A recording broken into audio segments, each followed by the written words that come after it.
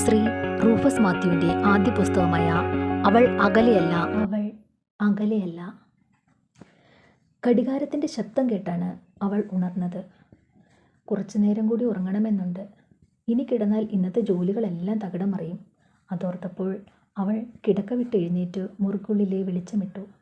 മുടി വാരി ചുറ്റിക്കൊണ്ട് അവൾ അയാളെ നോക്കി. ബോധം കിട്ടുറങ്ങുന്നു. ഘടികാരം അടിച്ചതോ മുറിയിൽ വെളിച്ചമിട്ടതോ അയാൾ അറിയുന്നില്ല. മൂക്കറ്റം കുടിയും കഴിഞ്ഞാണ് അയാൾ ഇന്നലെ രാത്രി കയറി വന്നത്. വീട്ടിലെ ജോലിയെല്ലാം ഒതുക്കി വിശ്രമിക്കാൻ കിടന്നതേ ഉണ്ടായിരുന്നുള്ളൂ. അപ്പോഴാണ് അയാളുടെ വരവ്. അവൾ എഴുന്നേറ്റ് വാതിൽ തുറന്നു. ഭക്ഷണം എടുത്തു വെക്കട്ടെ? അവൾ ചോദിച്ചു. വേണ്ട, കഴിച്ചു എന്നുത്തരം. വന്ന പാടെ കട്ടിലേക്ക് ചെരിഞ്ഞു.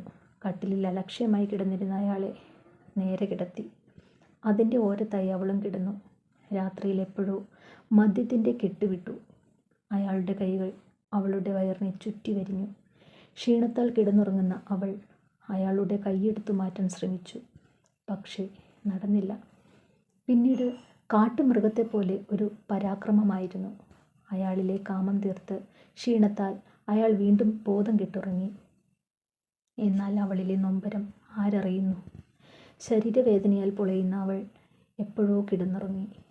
പുറത്ത് കോഴി കൂവിയപ്പോൾ അവൾ ഓർമ്മയിൽ നിന്നും ഉണർന്നു.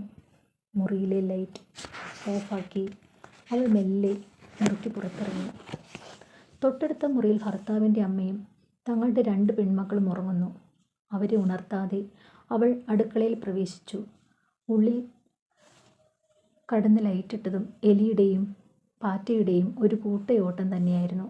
വെപ്രാളം പിടിച്ചോടുന്നതിനിടയിൽ മുകളിൽ കഴുകി അടുക്കി വെച്ചിരുന്ന സ്റ്റീൽ പാത്രം വലിയ ശബ്ദത്തോടെ താഴെ വീണു. പാത്രം വീണ ശബ്ദം കേട്ട് അടുത്ത മുറിയിൽ നിന്നും അമ്മയുടെ ശബ്ദം.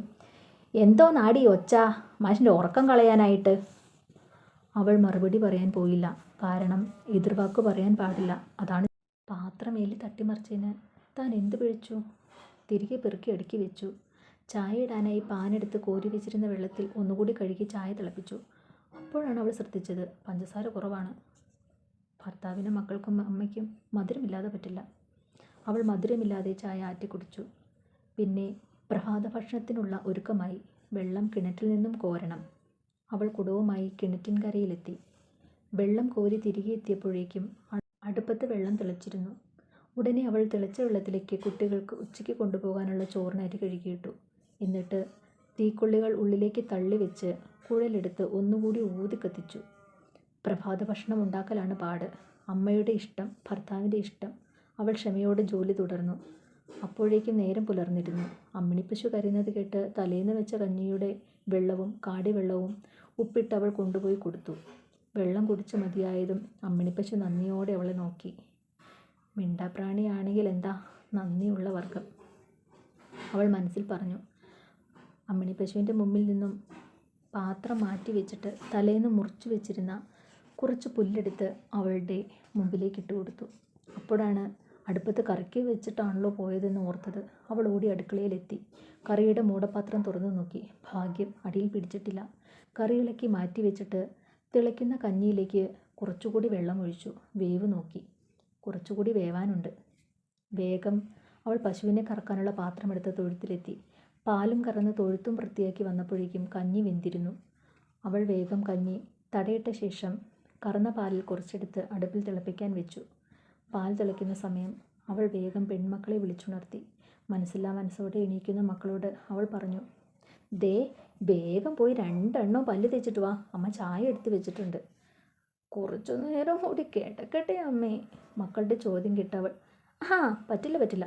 ഹോംവർക്ക് മുഴുവൻ ഇന്നലെ ചെയ്യാൻ പറഞ്ഞപ്പം രാവിലെ എഴുന്നേറ്റ് ചെയ്യാനല്ലേ പറഞ്ഞത്? അതുകൊണ്ട് വേഗം പോയി പല്ല് തേച്ച് ചായയും കുടിച്ചിരുന്ന് പഠിക്കാൻ നോക്ക്. പറഞ്ഞു തീർന്നതും അവൾ വേഗം അടുക്കളയിലേക്ക് ഓടി. അവൾ ചെന്നതും പാൽ തിളച്ച് പൊങ്ങിയിരുന്നു.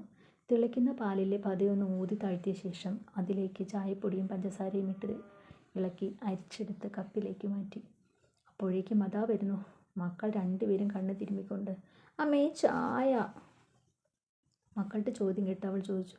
അപ്പോൾ പല്ല് തേക്കണില്ലേ? പ്ലീസ് അമ്മേ, ചായ കുടിച്ചിട്ട് പല്ല് തേക്കാം. അവരുടെ കൊഞ്ചിയുള്ള ചോദ്യത്തിന് മുന്നിൽ അവൾ കീഴടങ്ങി. ഇതൊരു ശീലമാക്കണ്ട എന്ന് പറഞ്ഞ് ചായ പകർന്ന് ഇരുവർക്കുമായി കൊടുത്തു. അപ്പോഴേക്കും അമ്മയുടെ മുറിയിൽ നിന്നും വിളി വന്നു. ഇതുവരെ ചായ ആയില്ലേടി? ദേ കൊണ്ടുവരുന്നമ്മേ, അവൾ മറുപടി പറഞ്ഞു. അമ്മയ്ക്കുള്ള ചായയുമായി പോകുന്നതിനിടയിൽ അവൾ ചായയും കുടിച്ച് അടുപ്പിൻ ചോട്ടിലിരിക്കാതെ പെട്ടെന്ന് പോയി പഠിക്കാൻ നോക്ക് രണ്ടുപേരും. അമ്മയ്ക്ക് ചായയും കൊടുത്ത് തിരിയുന്നതിനിടയിൽ ഒരു മുറുമൽ കേട്ട് അവൾ ചെവി ഓർത്തു. അയാൾ എഴുന്നേറ്റിരിക്കുന്നു. മുറിയുടെ വാതിൽക്കൽ ചെന്ന് ഭവ്യതയോടെ അവൾ ചോദിച്ചു, ചായ എടുക്കട്ടെ? പരുഷഭാവത്തിൽ അയാൾ മറുപടി പറഞ്ഞു, ആ കാട്ടൻ, അനത്തിയിട്ടുണ്ടെങ്കിൽ താ. അനത്തിയിട്ടൊട്ട് ഇപ്പം കൊണ്ടുവരാം. ഇത് പറഞ്ഞതും അവൾ അടുക്കളയിലേക്ക് പാഞ്ഞു. ദ്രുതഗതിയിൽ കട്ടൻ ചായയുമായി അവൾ അയാൾക്ക് മുന്നിലെത്തി. വാങ്ങിച്ചുകൊണ്ട് അയാൾ അവളോട് ചോദിച്ചു, പിള്ളേർ എണിച്ചോടി? ഉവ്, എണീറ്റ് ചായ കുടിച്ചുകൊണ്ടിരിക്കുക. അയാളടായി മടിച്ചു ചോദിച്ചു. ഇന്ന് പണിയുണ്ടോ? മറുപടിക്ക് പകരമായി ചോദ്യമാണ് അയാളിൽ നിന്നുണ്ടായത്. ആ, എന്നാ കാര്യം? ചോദിച്ചത് ഇഷ്ടമായില്ല എന്ന് അവൾക്ക് തോന്നി. പിള്ളേരുടെ സ്കൂളിലെ PT ആണിന്ന്. അത് കേട്ടതും അയാൾ പറഞ്ഞു, ആ നീ പോയാൽ മതി, എനിക്കിന്ന് 1-2 കാര്യം കൂടി ഉണ്ട്. തലയാട്ടിക്കൊണ്ട് അവൾ തിരിഞ്ഞു നടന്നു. അപ്പോൾ അയാളുടെ ശബ്ദം, എനിക്ക് കാപ്പിക്കൊന്നും ഉണ്ടാക്കണ്ട, ഞാൻ ഉടനെ ഇറങ്ങും.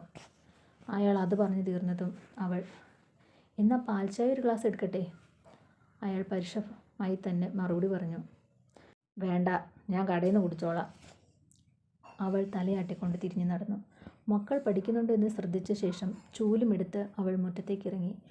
ഓരോ ദിവസം ചെല്ലും തോറും മുറ്റത്തിൻ്റെ നീളം വീതിയും കൂടുന്നുണ്ടോ എന്നവൾ സംശയിച്ചു. അടിച്ചിട്ടും തീരുന്നില്ല. ഇടയ്ക്കിടെ നടുനിവർത്തി ഒന്ന് നിൽക്കണം, പിന്നെ പല്ലു തേപ്പ് കഴിഞ്ഞ് ഉള്ളിലേക്ക് കയറി പോകുന്ന അയാളുടെ പുറകെ അവളും പോയി.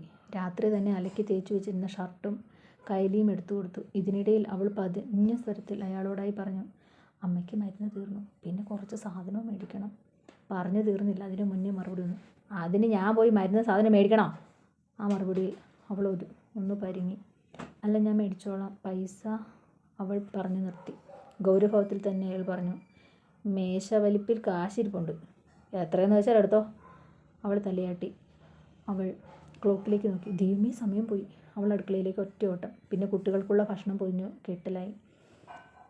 ഇടയ്ക്കിടയ്ക്ക് മക്കൾ പാഠഭാഗങ്ങളുടെ സംശയം ചോദിക്കലായി. അങ്ങനെ തിരക്കായി. കുളി കഴിഞ്ഞ് വന്ന മക്കൾക്ക് പ്രഭാത ഭക്ഷണം എടുത്തു കൊടുത്തിട്ട് അമ്മയ്ക്കുള്ള ഭക്ഷണവുമായി അവൾ മുറിയിലേക്ക് പോയി.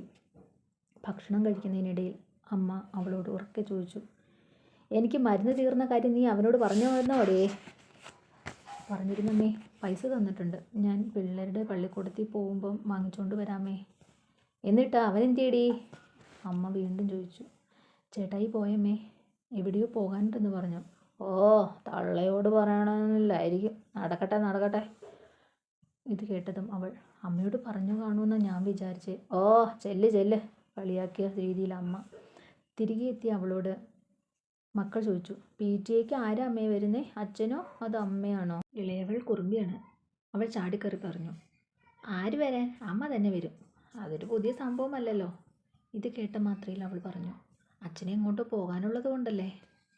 ഉടനെ മൂത്തവൾ, ആ, ആരായാലും വന്നാൽ മതി. അവളുടെ മുഖം താൻ ചെല്ലുന്നതിനോട് കുട്ടികൾക്ക് താല്പര്യമില്ലാത്തതുപോലെ അവൾക്ക് തോന്നി. കുട്ടികളെ സ്കൂളിൽ പറഞ്ഞയച്ചിട്ട് അവൾ നേരെ പശുവിനെയും കിടാവിനെയും അഴിച്ചു പാടത്ത് കൊണ്ടുപോയി കെട്ടിയിട്ടു. കയർ കുരുങ്ങി വീഴില്ല എന്നുറപ്പ് വരുത്തിയ ശേഷം അവൾ വീട്ടിലേക്ക് മടങ്ങി. കോഴികളെ അഴിച്ചുവിട്ട് തീറ്റ ഇട്ട ശേഷം കഴുകാനുള്ള തുണിയുമായി കിണറ്റിൻകരയിലേക്ക് പോയി. തുണി കഴുകിയ ശീഘ്രം തിരികെ എത്തി. കഴുകിയ തുണികൾ അയയിൽ വിരിച്ചിട്ടു. തുടർന്ന് അടുത്ത വീടുകളിൽ കൊടുക്കുവാനായി ചെറിയ കുപ്പികളിൽ പാൽ നിറച്ച ശേഷം അമ്മയ്ക്ക് മുന്നിലെത്തി. അമ്മേ, ഞാൻ ഇറങ്ങുവാ. അമ്മയ്ക്ക് കഴിക്കേണ്ട ഭക്ഷണവും വെള്ളവും ഞാൻ എടുത്തു വെച്ചിട്ടുണ്ട്. പാല് കൊടുത്തിട്ട് പള്ളിക്കൂടത്തിലും പോയിട്ടേ വരുവുള്ളൂ.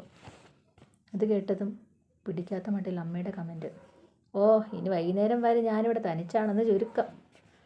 ഉടനെ അവൾ പറഞ്ഞു, ഇല്ലമ്മേ, PTA മീറ്റിംഗ് കഴിഞ്ഞ് കടയിലും കയറി പെട്ടെന്ന് എത്തിയേക്കാം. അമ്മ മറുപടി ഒന്നും പറഞ്ഞില്ല. അവൾ വേഗം സാധനം വാങ്ങാനുള്ള സഞ്ചിയും കുടയും എടുത്ത് വാതിൽ പുറത്തു നിന്നും